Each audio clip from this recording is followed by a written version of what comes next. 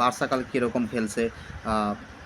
2025 সালে এটা বার্সার প্রথম হার, তা আবার 23টা ম্যাচের পরে এমন একটা হার, তারপরে আপনার পেজের সাথে অ্যাস্টন ভিলার অসম্পূর্ণ কামব্যাক, সব কিছু নিয়ে আমরা পরের একটা ভিডিওতে সম্পূর্ণ কথাবার্তা বলবো। কিন্তু এখন এটা বলার সময় না, এখন কথা বলার সময় হয়েছে যেটা নিয়ে, সেটা হইতেছে রেমন্তাজা।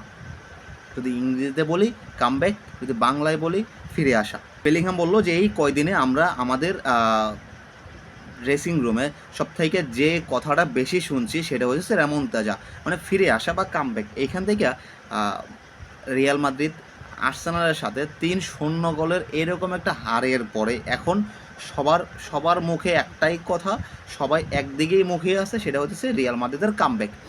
আমরা যদি টেকনিক্যালি কথাবার্তা বলি তাইলে আমরা এখানে মাদ্রিদ আর্সেনাল দুটারে আলাদা করতে পারছি ইজিলি।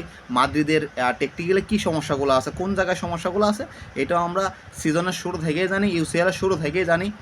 আর্সেনালের স্ট্রং পয়েন্ট কোনটা সেটা আমরা দেখছি এবং সেটা নিয়ে আমরা পরেও কথা বলতে পারবো। কিন্তু আমরা যদি কথা বলি কামব্যাক নিয়ে, বা খেলাটা হইতেছে রিয়াল মাদ্রিদের হোম গ্রাউন্ডে সায়ান্তিয়াগো বার্নাব্যুতে, যেখানে এই সায়ান্তিয়াগো বার্নাব্যু নিয়ে অনেক কথা প্রচলিত আছে। 90 minutes in Santiago Bernabeu, it's a long time, বা আপনি বলতে পারেন it's Santiago Bernabeu, miracle happens here, আরও বিভিন্ন কথাবার্তা আছে। বলে যে ছাদ বন্ধ করা বার্নাব্যু একটা দুজকের সমান, একটা হেলের সমান, যেখানে আমি একটা খবর পাইলাম, জানি না শিওর কিনা বা কোনো ট্রাস্টেড সোর্স ওরকম পাই নাই। কথাটা ছিল এরকম যে রিয়াল মাদ্রিদ বার্নাব্যুতে এরকম একটা পরিবেশ সৃষ্টি করতে চাইতেছে যেখানে 18 বছরের বয়সী, 18 বছর বয়সের কম বয়সী বা 40-এর বেশি বয়সী কেউ মাঠে প্রবেশ করতে পারবে না। প্রায় ঘন্টাখানেক আগে থেকেই বার্নাব্যুর ছাদ বন্ধ থাকবে। মানে মোটামুটি তারা এটার একটা নরকে পরিণত করতে চাইছে। প্লেয়ারদেরকে একটা আলাদা মোটিভেশন দেওয়া হবে এখানে কামব্যাক বিষয়ে। আমার কথা হয়েছে যে আদৌ এত সকল কিছুর পরে কি রিয়াল মাদ্রিদ আসলেও এখান থেকে একটা কামব্যাক করতে পারবে? যদি এখানে কোনো মিরাক্কেল ঘটে, যদি রিয়াল মাদ্রিদ এখানে কামব্যাক দেয়, দেন আই থিঙ্ক আপনার ইতিহাসের দেখা সেরা খেলা না হলেও খুব ভালো একটা খেলা আপনি উপভোগ করতেছেন। আমরা রেমন্তাজা দেখছিলাম 2017 সালে, যখন পিএসজির কাছে ওদের হোম গ্রাউন্ডে গিয়া ধুলাই খায় আসার পরেও নিজের হোম গ্রাউন্ডে এসে বার্সা একটা এত বড় কামব্যাক দিয়েছিল, একটা অ্যাওয়ে গোল কনসিড করার পরেও শেষ মুহূর্তের গোলে বার্সার সেই কামব্যাক ইতিহাসের পাতায় আমি মনে করি এখনও স্মরণীয় আছে। আপনি যখন কামব্যাক লেখা সার্চ দেবেন সবার আগে হয়তো বা এই কামব্যাকটাই আসবে। ঠিক এরকম কোনো কামব্যাক বা ওরকম বড় কোনো ব্যবধানও না আসলে, কিন্তু মাদ্রিদের যে রিসেন্ট ফর্ম দেখতেছেন আপনি, মাদ্রিদের যে রিসেন্ট স্কোয়াড ডিপ দেখতেছেন, বা রিসেন্ট যে আপনি স্টার্টিং 11 দেখতেছেন, যে প্লেয়াররা মাঠে খেলতেছে, আসলে এই অবস্থায় এই টিম নিয়ে অ্যানচেলোটি কি আসলে এখান থেকে কোনো কামব্যাক দিতে পারবে কিনা, সেটাই এখন সবচেয়ে বড় দেখার বিষয়। আমরা যদি এখানে কিছু টেকনিক্যাল বিষয় নিয়ে আলোচনা করি, আমরা যদি আগে কথা বলি যে আসলে আর্সেনাল রিয়াল মাদ্রিদ কীভাবে আটকাতে পারে। প্রথমত তো তাদের 3-0 গোলের লিড নেওয়া আছে, এটা তাদের জন্য একটা কমন বিষয়, ফ্রি বিষয়। তারা এখান থেকে একটু চাপমুক্ত হয়ে খেলতে পারবে।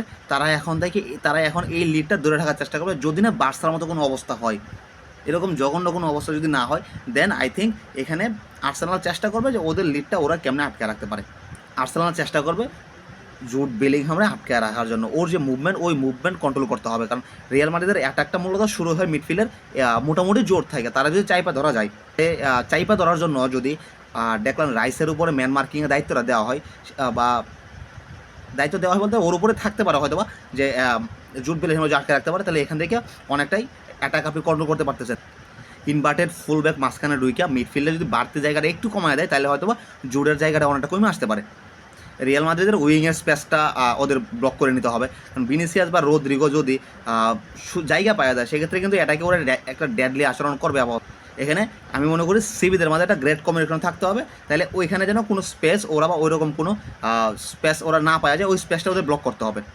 সাকা যদি একটু ব্যাক ট্র্যাক করে, সেক্ষেত্রেও একটু অ্যাটাক কমে আসতে পারে। পজিশন কন্ট্রোল অথবা স্লো বিল্ড আপ, এখানে রিয়াল মাদ্রিদ কিন্তু খুব তাড়াতাড়ি বল পাইতে চায়, কিন্তু সেক্ষেত্রে যদি আর্সেনাল একটু স্লো বল পায়, একটা স্লো বিল্ড আপে গোল দেওয়ার চেষ্টা করে, সেক্ষেত্রে কিন্তু এখান থেকে রিয়ালের প্রেসটা ভাঙা সম্ভব। অ্যানচেলোটি কেমনে আর্সেনালটা আটকাইতে পারে, যদি আমরা এই বিষয়গুলো দেখি, তাহলে লং বল অথবা দ্রুত যে ট্রানজিশন মুভ করতে হবে, দ্রুত ট্রানজিশন একটা প্ল্যান করতে হবে। সেক্ষেত্রে এরকম কিছু হলে আর্সেনাল হয়তো আটকে যেতে পারে। সাকারে ডাবল মার্কিং করতে হবে। আমরা যদি লাস্ট খেলাও দেখি, ওইখানে সাকা মোটামুটি ফ্রি স্পেস পাইছে, আজকের খেলাতে আমি মনে করি যে সাকারে ডাবল মার্কিং করে রাখতে পারে, সাকারে পকেট করতে পারে, দেন এখান থেকে একটা প্লাস পয়েন্ট রিয়াল মাদ্রিদ পাইতেছে। সেট পিস অথবা ক্রস থেকে সুযোগ তৈরি করা, রাইস যেরকম হ্যাট থেকে গোল করতে পারে বা হ্যাট থেকে সুযোগ তৈরি করতে পারে, ঠিক তেমনি মাদ্রিদেও কিন্তু রোদিগার বা রোদ্রিগো ভালো সুযোগ তৈরি করতে পারে এবং ওরা সেট পিসে ভয়ঙ্কর হতে পারে।